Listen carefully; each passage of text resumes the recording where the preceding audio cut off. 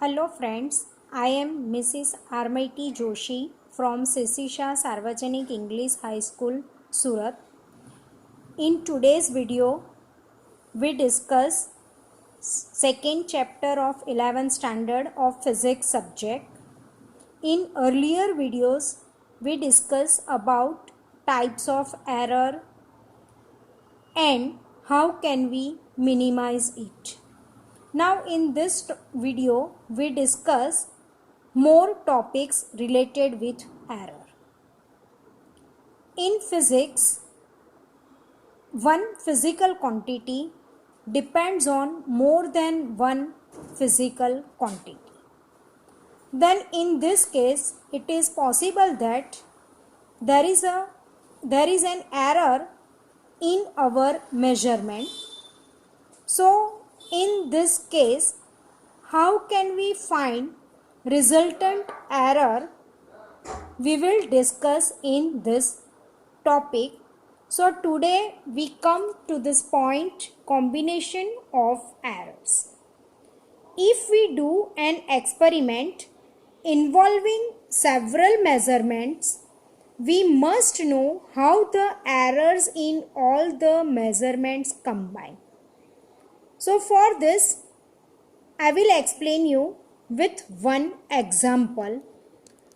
Suppose this is an rectangular shaped body.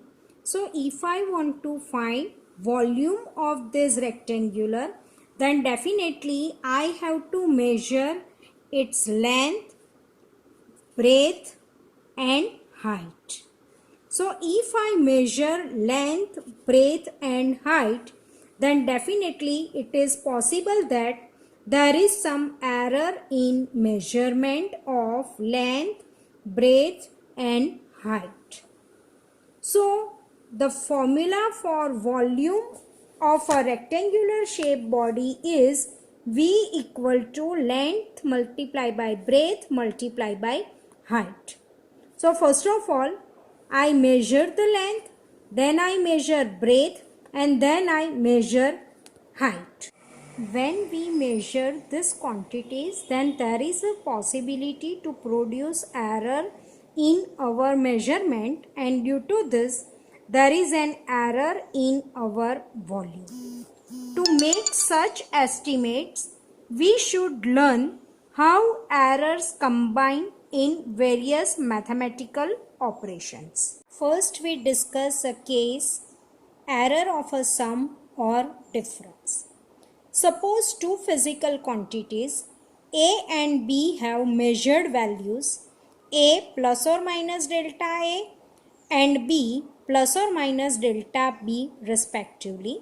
Delta A and delta B are their absolute errors. Here Z is the resultant physical quantity which depends on two physical quantities A and B such a way that resultant Z is equal to sum of two physical quantities A and B. So the error produced in resultant Z is delta Z. That is, the resultant value of Z is Z plus or minus delta Z, where delta Z is the absolute error in resultant Z. So now I can write this statement like this way, that is Z plus or minus delta Z is equal to A plus or minus delta A plus B plus or minus delta B. Simplify this. So A plus or minus delta A plus B plus or minus delta B. Arrange these two terms, A plus B plus or minus delta A plus or minus delta B. But we know that A plus B equal to Z. So instead of this A plus B, substitute here Z plus or minus delta A plus or minus delta B as it is. So Z from both the sides I will cancel it. So my equation is plus or minus delta z equal to plus or minus delta a plus or minus delta b.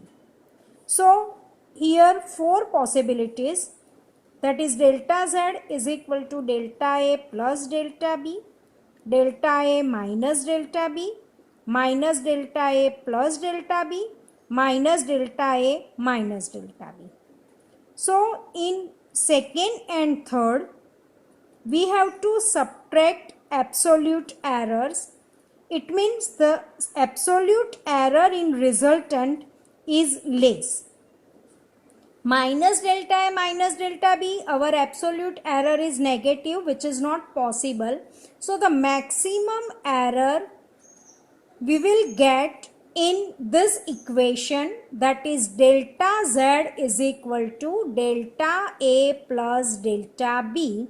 So this formula is considered as the absolute error in resultant. So from this we concluded one point, that is when two quantities are added or subtracted, the absolute error in the final result is the sum of the absolute errors in the individual quantities. Here we derive this relation delta z is equal to delta a plus delta b in case of z is equal to a plus b. But this relation is true for subtraction also. That is, suppose your resultant z is equal to a minus b, then in this case also the absolute error in result is equal to the sum of absolute error in all measured physical quantities. Now we move to second type of combination, that is error of product or quotient, that is division. Suppose a physical quantity depends on another two physical quantities A and B. The measured values of A and B are A plus or minus delta A and B plus or minus delta B. And the resultant values Z equal to Z plus or minus delta Z. Here Z is the resultant quantity and delta Z is the absolute error in resultant. Now here our resultant quantity Z depends on A and B such a way that is Z is equal to A dot B. That is, product of two quantities is equal to the result. So the resultant error Z plus or minus delta Z, that is equal to A plus or minus delta A into B plus or minus delta B. Now open this bracket on right hand side and simplify it. So we will get here Z plus or minus delta Z is equal to AB plus or minus A delta B plus or minus delta A into B plus or minus delta A into delta B. But we know that AB is equal to Z.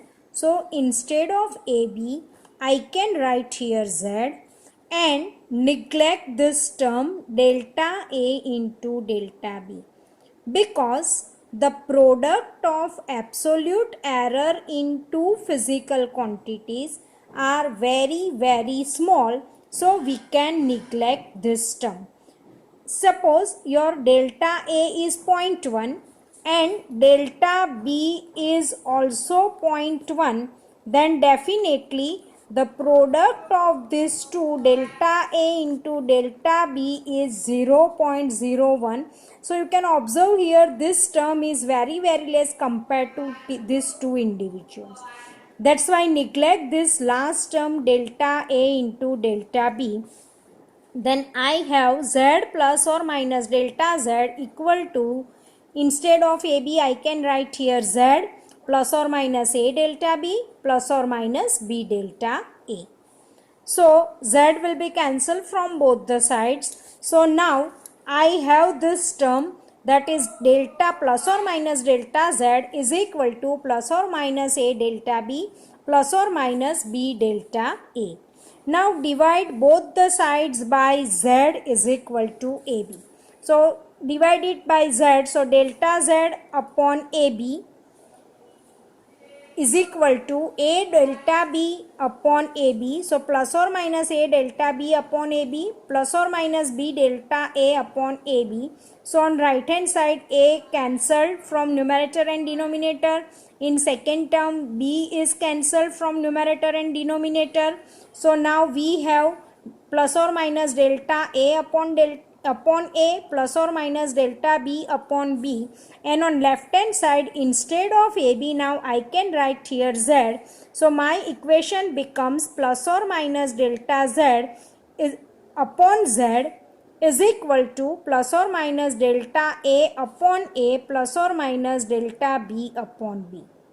So here also we have four possibilities, that is delta a upon a plus delta b upon b, delta a upon a minus delta b upon b, minus delta a upon a plus delta b upon b, and minus delta a upon a minus delta b upon b.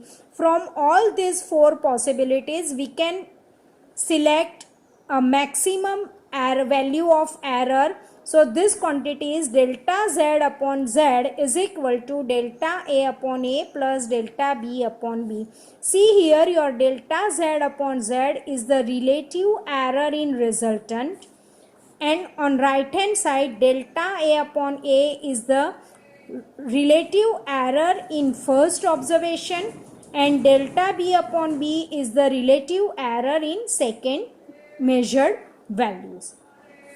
So from this, if I want to write this mathematical term in statement, then I can write like this way: the relative resultant error is equal to the relative error in all physical quantities, right? So what is the conclusion? So conclusion is, when two quantities are multiplied or divided, the relative error in the result is the sum of the relative errors in the multipliers. Remember here, in our equation z is equal to a into b, that is resultant z is the product of two quantities. But instead of product, if I take division, that is z is equal to a by b, then in this case also the result remains the same. That's why here it is given to you, that is multiplied or divided, the relative error in the resultant is always sum. This point is very important. In division, don't take delta a upon a minus delta b upon b. It is always sum, right? So sum of the relative errors in the multipliers. We can easily understand this point by taking one example. Suppose we want to find the density, and you know that the formula for density, rho is equal to m upon v. So to find density of any one object, definitely I have to measure mass of this object as well as volume of this object. So there is a possibility to produce error in mass as well as the possibility to produce error in volume. So relative error in density can be written as d rho by rho is equal to relative error in mass plus relative error in volume, that is d rho by rho is equal to dm upon m plus dv upon v. Now we move to third type of combination, that is error in case of a measured quantity raised to a power. Suppose the resultant quantity z depends on a such a way that is z is equal to a square. Then we can apply here the product rule. So instead of a square, I can write this equation like this way: z is equal to a dot a. Now absolute error in resultant Z is delta Z, and absolute error in quantity A is delta A. So this term can be written as Z plus or minus delta Z, that is equal to A plus or minus delta A into A plus or minus delta A. Open this bracket and simplify it. So A dot E, that is A square plus or minus A delta A plus or minus delta A into A plus or minus delta A into delta A. So neglect this last term. We have already discussed this point. Why we can neglect it? Because this product is very less. And A square equal to Z. So substitute here A square equal to Z. Then this term can be written as Z plus or minus delta Z is equal to Z plus or minus A delta A and plus or minus A delta A, that is equal to 2 times A delta A. So now my equation becomes delta Z, A square is cancelled from both the sides. So delta Z is equal to 2A delta A. Now divided it by Z. So delta Z upon Z is equal to 2A delta A upon A square. So 1A cancel from numerator and denominator. So now I have this resultant equation, delta Z is equal to 2 times delta A upon A. Delta Z upon Z. So what is delta Z upon Z? Delta Z upon Z is the relative error in resultant, that is equal to 2 times relative error in measured value A.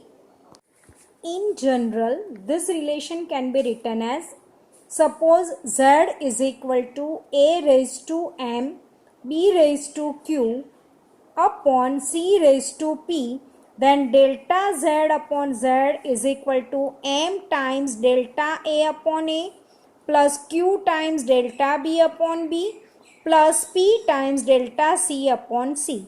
Here our C term is in denominator, but according to second rule we have to take the sum of all relative errors. That's why here positive sign is there.